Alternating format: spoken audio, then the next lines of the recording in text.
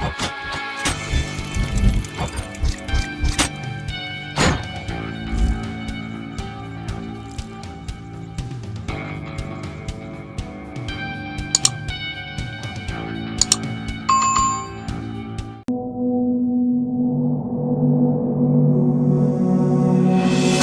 वालेकुम दोस्तों, मैं वली रईस आपकी खिदमत में रईस एंटरटेनमेंट की तरफ से हाजिर हूँ। दोस्तों, मैं उन तमाम दोस्तों का शुक्रिया अदा करता हूँ जो मेरे चैनल रईस एंटरटेनमेंट को देखते हैं, उसको जिन्होंने सब्सक्राइब किया और अपने दोस्तों से भी दरख्वास्त की कि इस चैनल को सब्सक्राइब भी करें, लाइक भी करें। और मेरे बहुत से प्रोग्रामों में जिन लोगों ने अपने कमेंट्स भेजे, मैं उनका भी शुक्रिया अदा करता हूँ।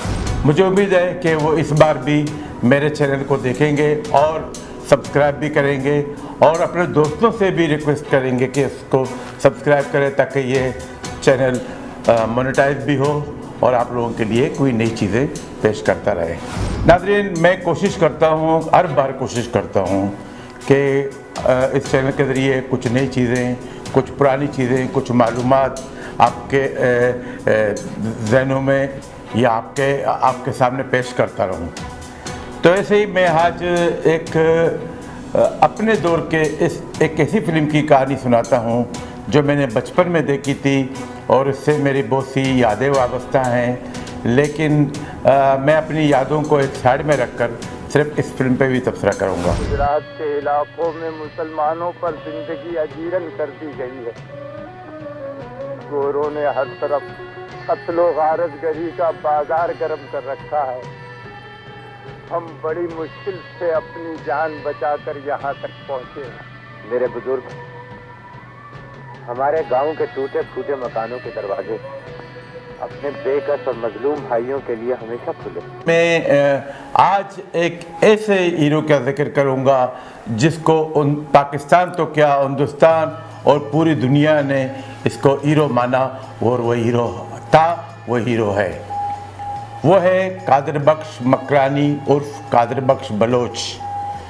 ये एक ऐसी कहानी है जिस पर हमारे कराची के जो प्रोड्यूसर है अबीब रहमान साहब, उसने अभी फिल्म्स की तरफ से बहार अली बलोच जो एक ट्रांसपोर्टर थे, उसके साथ मिलकर एक फ़िल्म बनाई जाग उठा इंसान।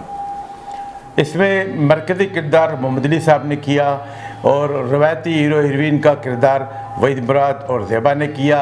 इसके अलावा कमाल ईरानी, इब्राहिम नफीस और बहुत से ऐसे आर्टिस्ट जो छोटे से कद का, जो हमारा जो कॉमेडियन था, जो उमर शरीफ के बाप का किरदार कभी कभी करता था स्टेज ड्रामा में भी, वो भी इस फिल्म में था। और कराची के बहुत से कॉमेडियन, कराची के बहुत से फाइटर इस फिल्म में नुमाया किरदार अदा कर रहे थे। इस फिल्म की मौसीकी दी थी दो दोस्तों ने, लाल मोहम्मद और इकबाल साहब ने। और इस फिल्म की जो मंजरनामे हैं, जो मुकालमे हैं, जो उसके गाने हैं, वो दुखी प्रेम नगरी साहब के एक ज़ोर कलम का नतीजा है। और उन्होंने अत्तुल इम्कान कोशिश की कि अपने मुकालमों में वो इनकलाबी चीज़, वो इनकलाबी सोच आप लोगों के सामने पेश करे जो उनके भाई मेराज मोहम्मद खान कॉमरेड का फ़लसफ़ा था। और मुकालमे ऐसे लिखे थे कि बेताशा लोग जज्बात पे आ जाते हैं और अदायगी मोहम्मद अली साहब की हो तो फिर क्या ही बात है। तो मोहम्मद अली साहब ने इस फिल्म में कादिर बख्श मकरानी और कादूड़ा का किरदार अदा किया था। और जो एक सही मानों में जैसा देखा जाए तो मोहम्मद अली ऐसे किरदारों के लिए, जैसे टीपू सुल्तान हुआ, हैदर अली हुआ, और इस किस्म के किरदारों के लिए मोहम्मद अली से अच्छा कोई आर्टिस्ट पाकिस्तान में था ना होगा। तो आइए अब इस फिल्म की कहानी की तरफ ज़रा सा तवज्जो देते हैं, उसके बाद फिर आगे भी बात करते हैं। तेरे वतन को दुश्मन की नजर बद से बचाए और इस पर हमेशा इस्लामी परचम लहराता है।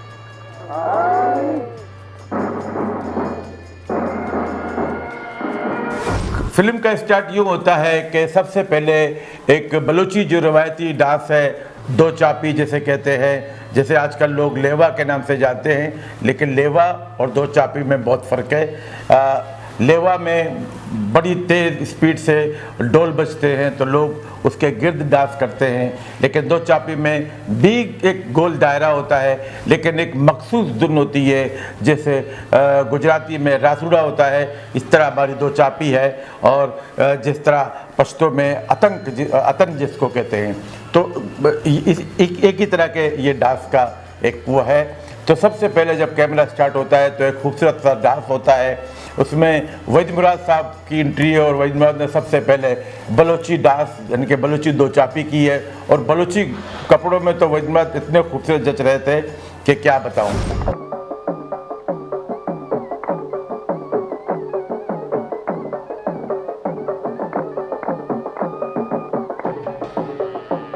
दो चापी के बाद दूसरा मंजर यूँ होता है कि कुछ लोग मुसलमान जो गुजरात से आते हैं और मोहम्मद अली से पनाह की दरख्वास्त करते हैं। मोहम्मद अली से कहते हैं कि हमें पनाह दो और अंग्रेज़ों ने हमारा वहाँ पे जीना हराम कर दिया है, हम यहाँ आपकी पनाह में आना चाहते हैं। कादिर बख्श कहता है कि ठीक है, आपको मैं पनाह देता हूँ। और ये भी कहते हैं कि अंग्रेज़ यहाँ भी आ चुके हैं और वो हमारे इलाके को भी फतह करना चाहते हैं, लेकिन मैं इन्हें सरजमीन पर हुकूमत करने नहीं दूंगा और अपने मुल्क का परचम हमेशा सरबुलंद रखूंगा। उसमें मेरे साथ मुसलमान, हिंदू, सिख, ईसाई सारे सब मेरे साथ हैं और इंशाअल्लाह हम हिंदुस्तान में अंग्रेज़ों को जगह बनाने या हुकूमत करने नहीं देंगे। फिर इसके साथ ही फिल्म का टाइटल शुरू होता है। टाइटल के बाद एक आदमी अपने घोड़े को एक जो हमेशा गांव में होते हैं कि एक छोटा सा टंकी से बनाते हैं, उसमें पानी का ज़ख़ीरा करते हैं, वहाँ आते जाते जानवर वहाँ पे पानी पीते हैं। तो जब वो एक मुसाफिर जब पानी पिला रहा होता है तो वहाँ से अंग्रेज़ आते हैं तो कहते हैं कि आप अपने घोड़े को यहाँ से हटाओ, अपने घोड़े को पानी पिलाते हैं। तो वो कहता है कि भाई ये किसी की जागीर नहीं है, ये रास्ता है और यहाँ पे सबसे पहले जो आया है वो अपने घोड़े को पानी पिलाएगा। इस बात पे अंग्रेज़ तैश में आते हैं और उस पर हमला करते हैं। इसी हमले में इसी जंग जदल में वो आदमी जो मुसाफिर है वो बंदूक लेकर अंग्रेज़ों पे हमला करता है और दो अंग्रेज़ मार देता है। और अंग्रेज़ जब इसको मारने लगते हैं तो ये भाग रहा होता है, तो सामने से फ़कीर मोहम्मद यानी कि वहीद मुराद अपने दोस्तों के साथ आ रहा होता है, वो इसे पला देता है, वो इसे ले जाता है। जैसे ही वो वहाँ पे लाता है अपने घर में, वहाँ कादिर बख्श अपनी बेगम के साथ नाश्ता कर रहा होता है, तो फ़कीर मोहम्मद अपनी उस अजनबी को लेकर वहाँ आ जाता है कि मामू अंग्रेज़ इसे मारना चाहते थे, हम उसे बचा के यहाँ ले आए। मोहम्मद अली कहता है कि आपने बहुत अच्छा किया जो इसे यहाँ लेकर आए। अंग्रेज़ों के जुल्म सितम अब हद से बढ़ रहे हैं और अब हमें मुत्तहद होकर इनके ख़िलाफ़ कुछ ना कुछ करना चाहिए। इसी वक्त कमांडर वहाँ आ जाते हैं कि भी आप हमारे बागी जो है वो हमारे हवाले कर दो। तो कादिर बख्श कहता है कि आप किसे धमकी दे रहे हो, ये मत बोलो कि आप मेरी जागीर में खड़े हो और मुझे ही धमकी दे रहे हो। मोहम्मद अली कहता है कि जाओ अपने अंग्रेज़ सरदार को कह दो कि यहाँ पे उसकी पन्ने खानी नहीं चलेगी, ये मेरा अपना इलाका है और यहाँ मैं किसी को बर्दाश्त नहीं करता। यहाँ से वो चले जाते हैं अंग्रेज़ के धमकी देकर कि हम कुछ कर लेंगे। इस सीन के बाद वहीद मुराद और ज़ेबा के कुछ मंजर रोमांटिक चलते हैं। आगे चल जाते हैं तो अंग्रेज़ों को कमांडर आता है, मोहम्मद अली से कहता है यानी कि कादिर बख्श से कहता है कि आप पे इल्ज़ाम है कि आप ये यहाँ पे बागी को पनाह देते हो। तो मोहम्मद अली कहता है कि हम आज तक रियासत के वफादार थे और रहेंगे, लेकिन एक मुसलमान का सर तन से जुदा हो सकता है, किसी के सामने झुक नहीं सकता। अंग्रेज़ कहता है कि हम कोई बात सुनना नहीं चाहते, हमारे बागी हमारे हवाले कर दो जिसने हमारे एक अंग्रेज़ को मारा है। तो कादिर बख्श कहता है कि जाओ तुमने जो कुछ करना है कर लो। वो कहता है कि भी हम अभी आएंगे तो आपके गांव में आपके इलाके को हम तहस नहस कर देंगे। मोहम्मद अली कहता है कि तुमने जो कुछ करना है कर लो। वो चले जाते हैं। उसके बाद जो कादिर बख्श के जो दोस्त होते हैं उन्हें समझाते हैं कि भी हमारे बाप दादा की रिवायत है कि जंग से पहले हम अपने बीवी बच्चों को, औरतों को एक महफूज मकाम पर भेज देते हैं, उसके बाद फिर हम जंग करेंगे। तो कादिर बख्श अपने तमाम जो ख़वातीन हैं, जो बच्चे हैं, उनको कहते हैं कि आप ये इस इलाके को छोड़ दो, आप बलूचिस्तान जाओ, क्योंकि ये बलोच होते हैं तो उनको बीवी बच्चों को बलूचिस्तान भेजते हैं। बलूचिस्तान भेजने के बाद अंग्रेज़ कादिर बख्श के गांव पर हमला करता है। पहला हमला मैं करता हूँ।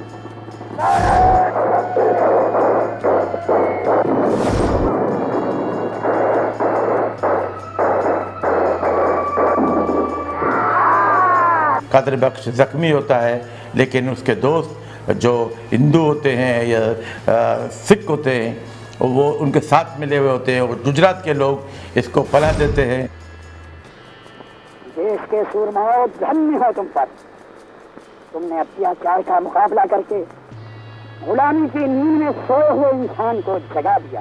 कोने कोने में कौमी तहरीकें जन्म ले रही हैं, घर घर कोनों के खिलाफ चर्चे हो रहे हैं। चिंता मत करो, आज तुम अकेले हो, कल सारा देश तुम्हारे साथ होगा। अब अंग्रेज अपने अरबे इस्तेमाल करते हैं कि किस तरह कादिर बख्श को बदनाम करें, तो वो कुछ लोगों को मिलाकर छोटे छोटे इलाकों में डाके मारने शुरू करते हैं और कहते हैं कि आप डाके मारो, जो लोग आपको पकड़े आप कहें कि हमें कादिर बख्श ने भेजा, हम कादिर बख्श के साथी हैं। तो वो डाके मारने लगते हैं। ये बात कादिर बख्श तक पहुंचती है।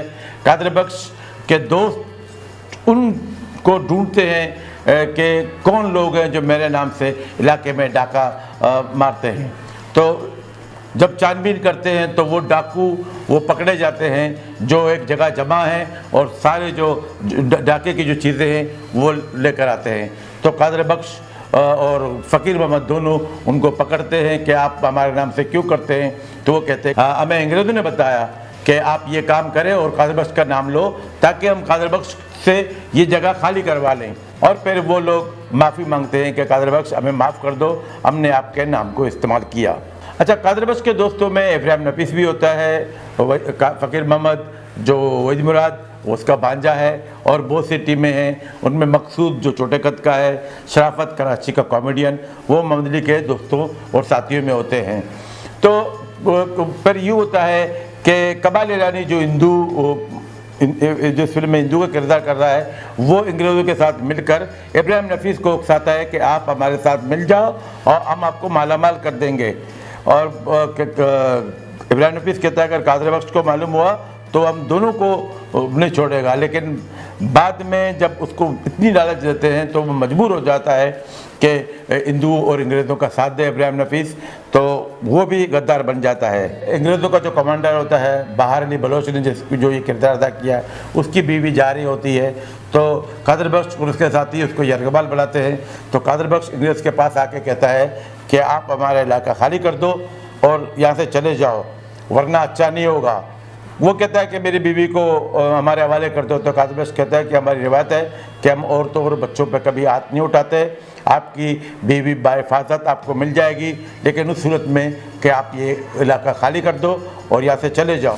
अंग्रेज़ कहते हैं कि तुम गलत कहते हो, हम तुम्हारे लिए जीने का नया तरीका लाए हैं, तुम्हारे लिए नवा चीज़ लाए हैं, नवा हथियार लाए हैं। कादिर बख्श कहता है और एक नया मज़हब भी लाए हो। हमारे मुल्क में मज़हबों की पहले कौन सी कमी थी और रह गई नई मशीन। और सुनो, हमारे देश की मिट्टी पहले भी तुम्हारे पेट का दोज़ख भरती थी और अब भी भरेगी। हम क्या करें, दुनिया में हर काम की इब्तिदा एक शख्स से होती है। मुझे मालूम है कि मैं अकेला इस मुल्क से तुम्हें नहीं निकाल सकता और ये भी कि तुम्हारे जुल्म सितम पर आवाज़ उठाने वाला मैं पहला शख्स नहीं हूँ। ये तो शहीदों के लहू की आवाज़ें हैं कि दिल्ली के आखिरी ताजदार का किस्सा अभी हम नहीं भूले हैं। झांसी की रानी का अंजाम कौन नहीं जानता। हैदर अली और टीपू सुल्तान का लहू तुम्हारी मक्कारियों का जीता जागता सबूत है। शेर बंगाल, सिराजुद्दौला और सरहद के शहीद इस्माइल के नारों ने अब भी तुम्हारा जीना आराम किया हुआ है। आपके लिए बेहतर यही है कि आप हमारा इलाका खाली कर दो। उसके बाद अंग्रेज़ धमकी देकर चले जाते हैं। अगले मंदिर में जब कादिर बख्श को पता चलता है कि हालात अब बहुत नागुज़िर हो गए हैं, तो यहाँ पे फ़कीर मोहम्मद और ज़ेबा की यानी कि आमना की शादी होती है।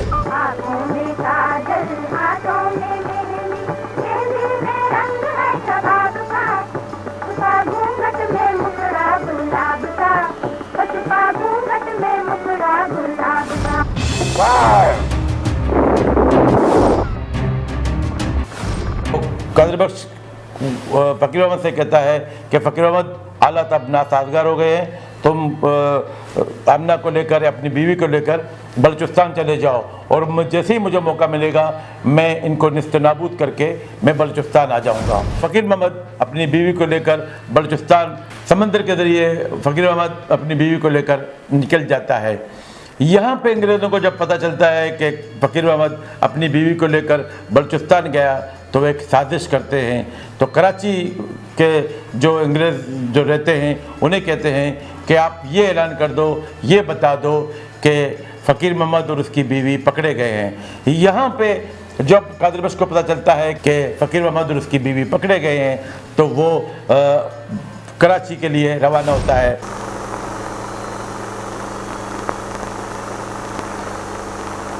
बिछड़ने वाले शहीद और जैसे ही कराची पहुंचता है तो उसके साथ मकसूद और शराफत भी इसके साथ होते हैं। वो उसको भेजते हैं कि आप जाओ कलरी ताने में मालूम करो कि उस वक्त कलरी की ताना बगदादी ताना कहलाया जाता था, कि आप जाओ ताने में मालूम कर लो कि इस नाम का कोई बंदा यहाँ पे गिरफ्तार है।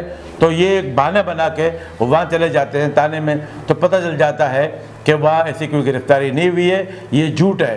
हालांकि फ़कीर मोहम्मद और उसकी बीवी गाँव पहुँच चुके होते हैं।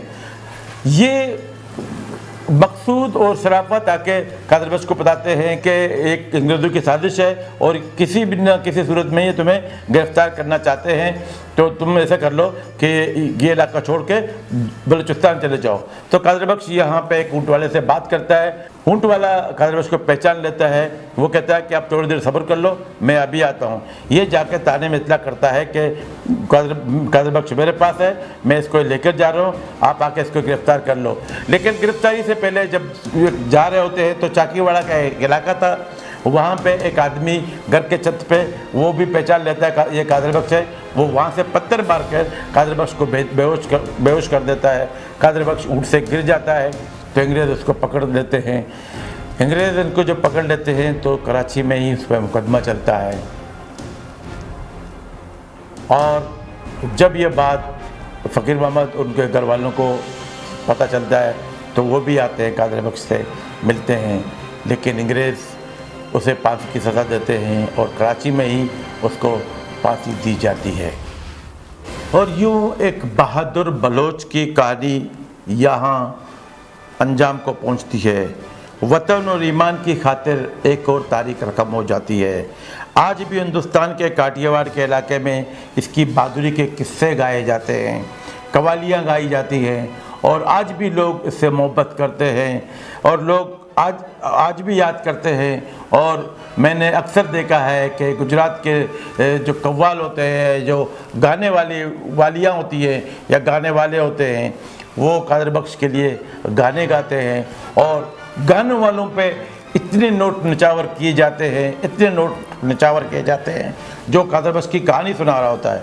और अगर कादर बख्श खुद ज़िंदा होता तो उस पर कितने लोग नोट निचावर करते या उसको कितने लोग प्यार करते।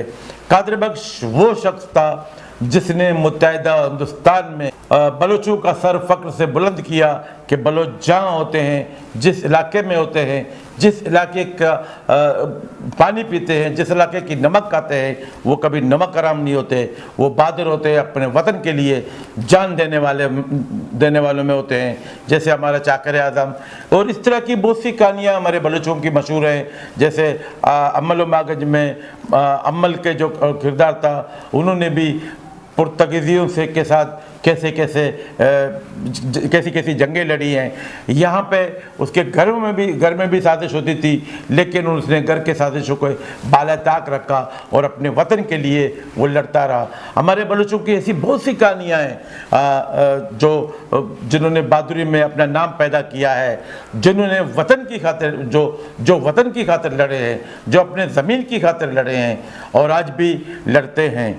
दोस्तों, यहाँ पे कादर बख्श बलोच की कहानी बयान करने का मकसद ये था कि बलोचों ने हमेशा अपने वतन, अपने इलाके या अपनी ज़मीन और अपने नमक की खातिर हमेशा जंगें लड़ी हैं और सिर्फ कादर बख्श नहीं, हमारे बलूचों की तारीख गवाह है कि हमारे बहुत से सुरमा ऐसे थे जिन्होंने अपने वतन और अपने इलाकों की खातिर या अपने इज़्ज़त की खातिर वो जंगें लड़ी हैं और वो हमेशा सुरखरू हुए हैं। बलोचों में भी गद्दार पैदा हुए हैं, लेकिन बलोचों में बहादुर ज़्यादा पैदा हुए हैं। बलोचों ने हमेशा अपने वतन की खातिर कुर्बानियाँ दी है। आज भी पाकिस्तान में के रहने वाले बलोच जो हैं वो लिसानी और दूसरे तासुबात से बालाताक होकर वो भी आज भी एक पार्टी को, एक कौमी पार्टी के झंडे तले जमा हैं, लेकिन अफसोस कि उस पार्टी में आज बलोचों को वो नुमाइंदगी नहीं दी जाती है। जिन जिन इलाकों में बलोच आबाद हैं वहाँ के जाके हालात देखें तो, लेकिन फिर भी बलोच वो है जो जिससे एक मर्तबा मोहब्बत कर ले, जिससे एक मर्तबा जिसके हाथ में बैत कर ले या जिनसे दोस्ती कर ले, वो ज़िंदगी भर उसके साथ वफा करते रहेंगे। इसके साथ ही वली रेस को इजाज़त दीजिए। नेक्स्ट टाइम एक नए मौजू के साथ मैं आपकी खिदमत में हाज़िर हो जाऊँगा। उस वक्त तक के लिए इजाज़त दीजिए। अल्लाह हाफ़िज़।